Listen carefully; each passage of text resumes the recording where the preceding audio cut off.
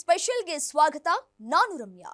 ರಾಜ್ಯ ರಾಜಕೀಯದಲ್ಲಿ ಹೊಸ ಸಂಚಲನ, ಕಾಂಗ್ರೆಸ್ ಪಾಳ್ಯದಲ್ಲಿ ತಲ್ಲಣ. ಕೆಎನ್ ರಾಜಣ್ಣ ವಜಾಗೊಂಡಿದ್ಯಾಕೆ?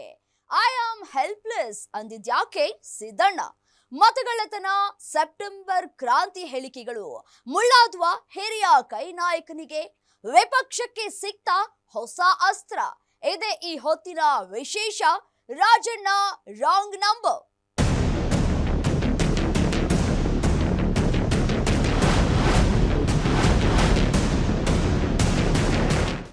ರಾಜ್ಯ ರಾಜಕಾರಣದಲ್ಲೀಗ ದೊಡ್ಡ ಸಂಚಲನ ಸೃಷ್ಟಿಯಾಗಿದೆ. ಅಧಿವೇಶನದ ಆರಂಭದ ದಿನವೇ ಕಾಂಗ್ರೆಸ್ ಪಾಳ್ಯದಲ್ಲಿ ಹೈ ಡ್ರಾಮಾ ನಡೆದಿದೆ. ಮಧ್ಯಾಹ್ನ 2:30ಕ್ಕೆ ಕೆಎನ್ ರಾಜಣ್ಣ ರಾಜೀನಾಮೆ ಎಂಬ ಸುದ್ದಿ ಹರಿದಾಡಿದ್ರೆ, ಕೆಲವೇ ಕ್ಷಣಗಳಲ್ಲಿ ಉಚ್ಚಾಟನೆ, ವಜಾ ಎಂಬ ಸುದ್ದಿಗಳು ಹರಿದಾಡಿದ್ವು. ಕೊನೆಗೆ ವಿಧಾನಸಭೆಯಲ್ಲಿ ಸಚಿವ ಕೆಎನ್ ರಾಜಣ್ಣ ಕೂಡ ಅವರ ರಾಜೀನಾಮೆ ಬಗ್ಗೆ ಅಡ್ಡಗೋಡೆಯ ಮೇಲೆ ದೀಪವಿಟ್ರು. ಅದನ್ನ ಸಿಎಂ ಅವರೇ ಹೇಳ್ತಾರೆ ಅಂತ ಜಾರ್ಕೊಂಡ್ರು. ಕೊನೆಗೆ ರಾಜಣ್ಣನನ್ನ ಪಕ್ಷದಿಂದ ವಜಾ ಮಾಡಲಾಗಿದೆ ಅನ್ನೋ ಸುದ್ದಿ ಸ್ಪಷ್ಟವಾಗಿ ಆಚೆ.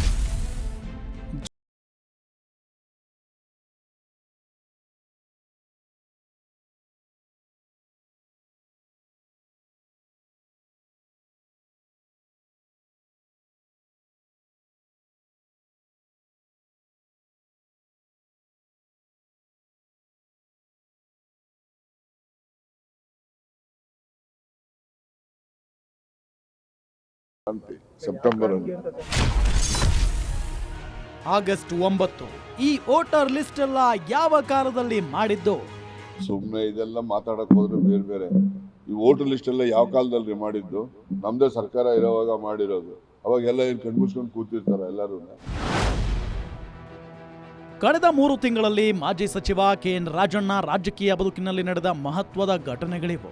ಜೂನ್ 22ರಂದು ಮಧುಗಿರಿಯಲ್ಲಿ ಅದ್ದೂರಿಯಾಗಿ ಜನ್ಮದಿನ ಆಚರಿಸಿಕೊಂಡಿದ್ದ ಕೆಎನ್ ರಾಜಣ್ಣ ಸಹಕಾರ ಸಾರ್ವಭೌಮ ಎಂಬ ಬಿರುದಿನ ಅಭಿನಂದನಾ ಗ್ರಂಥದ ಮೂಲಕ ಪಡೆದಿದ್ರು. ಇಡೀ ಕ್ಯಾಬಿನೆಟ್ ಅವತ್ತು ಮಧುಗಿರಿಯಲ್ಲಿ ನೆರೆದಿತ್ತು. ಇದಾದ ಕೆಲವೇ ದಿನಗಳಲ್ಲಿ ರಾಜಣ್ಣ ರಾಜ್ಯ ರಾಜಕೀಯದಲ್ಲಿ ಮತ್ತೊಂದು ಬಾಂಬ್ ಸಿಡಿಸಿದ್ರು. ಸೆಪ್ಟೆಂಬರ್ನಲ್ಲಿ ರಾಜ್ಯ ರಾಜಕಾರಣದಲ್ಲಿ ದೊಡ್ಡ ಸಂಚಲನ ಸೃಷ್ಟಿಸಿದ್ರು. ಸಿಎಂ ಬದಲಾವಣೆ ಚರ್ಚೆಗೆ ಮತ್ತೊಂದು ವೇದಿಕೆ ಕಲ್ಪಿಸಿದ್ದರು. ಈ 1.5 ತಿಂಗಳಲ್ಲಿ ಹೀರೋ ಅಂತ ಅನ್ನಿಸಿಕೊಂಡಿದ್ದ ಕೆಎನ್ ರಾಜಣ್ಣ ಈಗ ಕೈಪಾಳ್ಯಕ್ಕೆ ವಿಲನ್ ರೀತಿ ಕಾಣಿಸಿಕೊಂಡಿದ್ದಾರೆ. ಪದತ್ಯಾಗ ಮಾಡಿ ಈಗ ಆಚೆ ಬಂದಿದ್ದಾರೆ.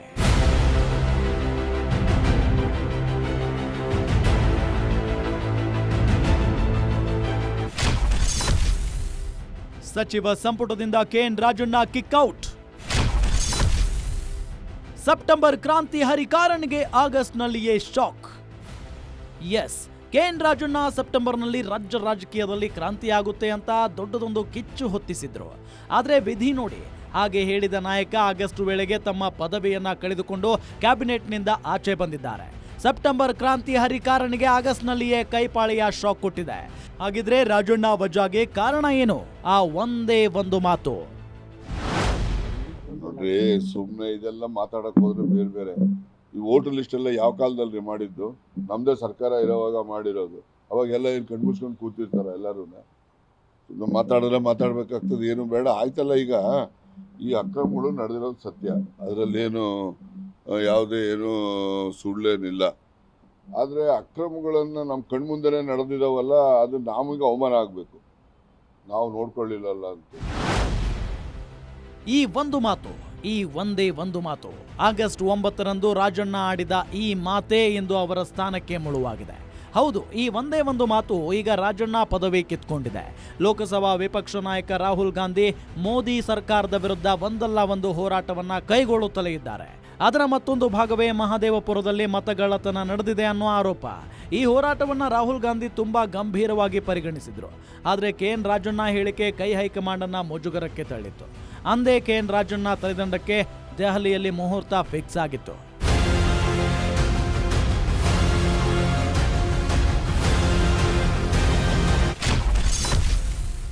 ಕೆಎನ್ ರಾಜಣ್ಣ ವಿರುದ್ಧ ಹೈಕಮಾಂಡ್ ಕೆರಳಿ ಕೆಂಡ.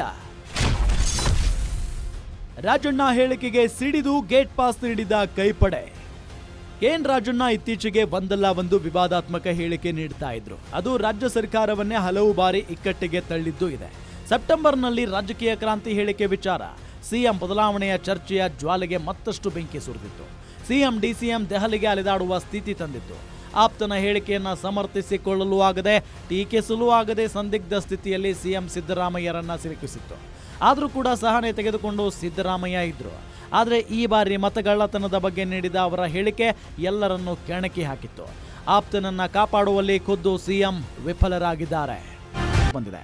ಆದರೆ ರಾಹುಲ್ ಗಾಂಧಿ ದೊಡ್ಡ ಮಟ್ಟದ ಹೋರಾಟವನ್ನ ಸದ್ಯ ಕೈಗೆತ್ತಿಕೊಂಡಿದ್ದಾರೆ. ಕೇಂದ್ರ ಸರ್ಕಾರವನ್ನ ಶತಾಯಗತಾಯ ಅಪರಾಧಿ ಸ್ಥಾನದಲ್ಲಿ ನಿಲ್ಲಿಸುವ ಪಟ್ಟು ಹಿಡಿದು ನಿಂತಿದ್ದಾರೆ. ಇಂತಹ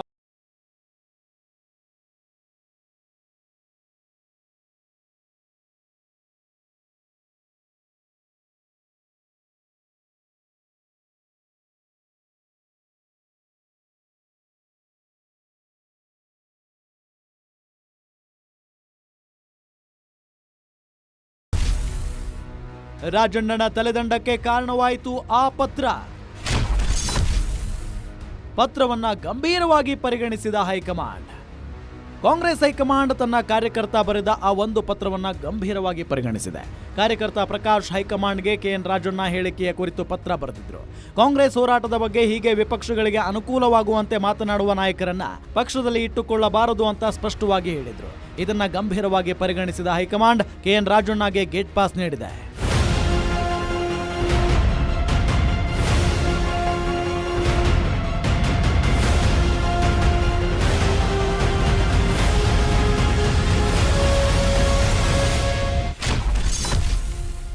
ಕೊನೆಗೂ ಸಚಿವ ಸಂಪುಟದಿಂದ ಕೆಎನ್ ರಾಜಣ್ಣ ವಜಾ.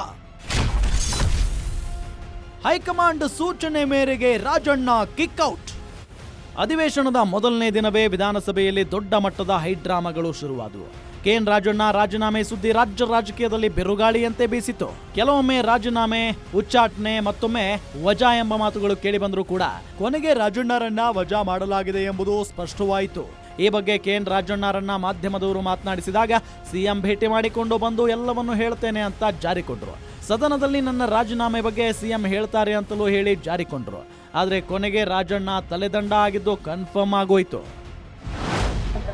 ನಾನು ಮುಖ್ಯಮಂತ್ರಿಗಳು ಭೇಟಿ ಮಾಡಿ ಬಂದು ಆಮೇಲೆ ನಾನು ರಿಯಾಕ್ಷನ್ ಕೊಡ್ತೀನಿ.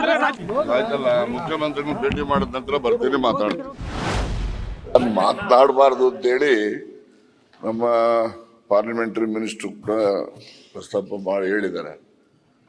ಮುಖ್ಯಮಂತ್ರಿಗಳು ಬರ್ತಾರೆ, ಅದ್ರ ಬಗ್ಗೆ ಏನಿದೆ ಅಂತ ಹೇಳ್ತಾರೆ. ಆದರೆ ಅಶೋಕ್ ಅವರು ವಿರೋಧ ಪಕ್ಷದ ನಾಯಕರವರು.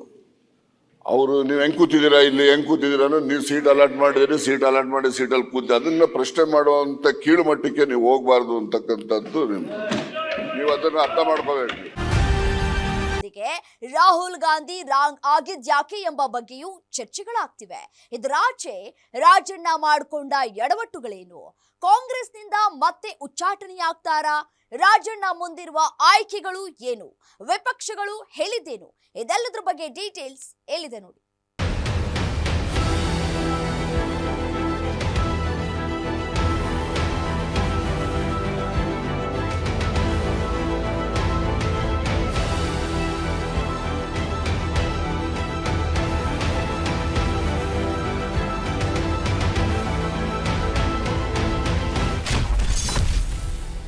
ಹೈಕಮಾಂಡ್ ಸೂಚನೆ ಮೇರೆಗೆ ರಾಜಣ್ಣ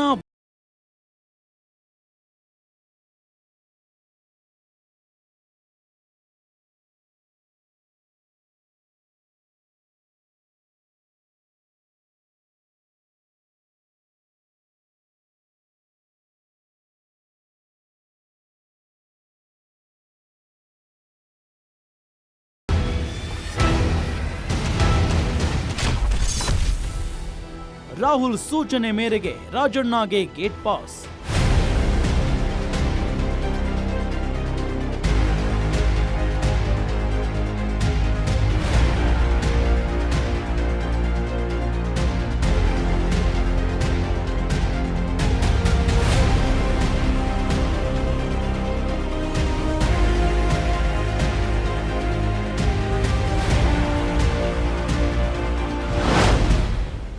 ಸಚಿವ ಸಂಪುಟದಲ್ಲಿ ತಮ್ಮದೇ ಕದರ್ ಹೊಂದಿದ್ದ ರಾಜಣ್ಣ ಈಗ ವಜಾಗೊಂಡು ತಮ್ಮ ಸ್ಥಾನವನ್ನ ಕಳೆದುಕೊಂಡಿದ್ದಾರೆ.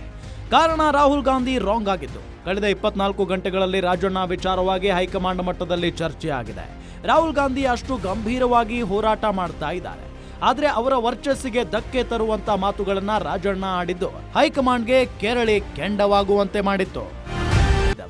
ಆ ಎಲ್ಲಾ ಮಾತುಗಳು ಈಗ ರಾಜಣ್ಣ ವಜಾಗೆ ಕಾರಣ ಆಗಿದೆ. ಹಾಗಿದ್ರೆ ರಾಜಣ್ಣ ಮಾತನಾಡಿದ ಯಾವೆಲ್ಲ ಹೇಳಿಕೆಗಳು ವಿವಾದ ಎಬ್ಬಿಸಿದ್ದವು, ಯಾವೆಲ್ಲ ಹೇಳಿಕೆಗಳು ಹೈಕಮಾಂಡ್ಗೆ ಮುಜುಗರ ತಂದಿದ್ದವು ಅನ್ನೋದನ್ನ ನೋಡೋದಾದ್ರೆ, ಈ ಹಿಂದೆ ಸುರ್ಜೇವಾಲಾ ಶಾಸಕರ ಮತ್ತು ಸಚಿವರ ಜೊತೆ ನಡೆಸಿದ ಸಭೆಗೆ ಕೆಎನ್ ರಾಜಣ್ಣ ಆಕ್ಷೇಪ ವ್ಯಕ್ತಪಡಿಸಿದ್ರು. ಸುರ್ಜೇವಾಲಾ ಏಕೆ ಶಾಸಕರ ಸಭೆ ಮಾಡಬೇಕು ಅಂತ ನೇರವಾಗಿ ಕೇಳಿದ್ರು. ಇನ್ನು ಅಧಿಕಾರಿಗಳೊಂದಿಗೆ ಸುರ್ಜೇವಾಲಾ ನಡೆಸಿದ ಸಭೆಗೂ ಕೂಡ ರಾಜಣ್ಣ ಆಕ್ರೋಶ ವ್ಯಕ್ತಪಡಿಸಿದ್ರು. ಅದು ಮಾತ್ರವಲ್ಲ, ಸಂಪುಟದಲ್ಲಿ 5 DCM ಹುದ್ದೆಯನ್ನ ಸೃಷ್ಟಿಸಬೇಕು ಅಂತ ಡಿಮ್ಯಾಂಡ್ ಕೂಡ ಇಟ್ಟಿದ್ರು. ಕೆಪಿಸಿಸಿ ಅಧ್ಯಕ್ಷ ಸ್ಥಾನದಿಂದ ಡಿಕೆ ಶಿವಕುಮಾರ್ ಅವರನ್ನ ಬದಲಾಯಿಸಬೇಕು ಅಂತ ಒತ್ತಾಯ ಮಾಡಿದ್ರು. ಸೆಪ್ಟೆಂಬರ್ನಲ್ಲಿ ರಾಜಕೀಯ ಕ್ರಾಂತಿ ಆಗುತ್ತೆ ಅಂತ ರಾಜ್ಯ ರಾಜಕಾರಣದಲ್ಲಿ ಬಿರುಗಾಳಿ ಎಬ್ಬಿಸಿದ್ರು. ಇದೆಲ್ಲದರ ಮೇಲೆ ಪಕ್ಷದ ಪ್ರಕಾರ ಅವರು ಮಾಡಿದ ದೊಡ್ಡ ಪ್ರಮಾದ ಅಂದ್ರೆ ಅದು ಮತಗಳ್ಳತನದ ವಿರುದ್ಧ ರಾಹುಲ್ ಬೆಂಗಳೂರಲ್ಲಿ ಪ್ರತಿಭಟನೆ ಮಾಡಿದಾಗ ಲೋಕಸಭಾ ಚುನಾವಣೆ ವೇಳೆ ನಮ್ಮದೇ ಸರ್ಕಾರವಿತ್ತು ಎಂಬ ಹೇಳಿಕೆ ನೀಡಿದ್ರು. ದಲಿತ ನಾಯಕರ ಸಭೆ ಮಾಡಿ ಅದನ್ನ ಸಮರ್ಥಿಸಿಕೊಂಡಿದ್ರು ಕೂಡ.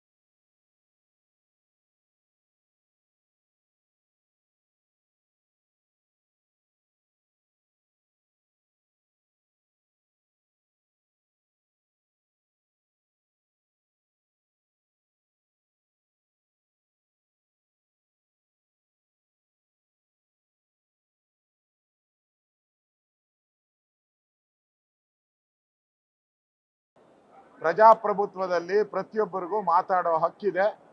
ಸತ್ಯವನ್ನ ಹೇಳಿದರೆ ನಮ್ಮ ಸರ್ಕಾರ ಇತ್ತು, ನಮ್ಮದೇ ಅಧಿಕಾರಿಗಳು ತಪ್ಪು ಮಾಡಿದ್ದಾರೆ, ಇದರಲ್ಲೇನು ಮಿಸ್ಟೇಕ್ ಇದೆ? ಮೊದಲು ವಾಲ್ಮೀಕಿಯಲ್ಲಿ ಫಸ್ಟ್ ಬಲಿ ನಾಗೇಂದ್ರ ST ವಾಲ್ಮೀಕಿ ಜನಾಂಗ, ಎರಡನೇ ಬಲಿ ತುಮಕೂರು ಕೋಆಪರೇಟಿವ್ ಮಿನಿಸ್ಟರ್ ರಾಜಣ್ಣ ವಾಲ್ಮೀಕಿ.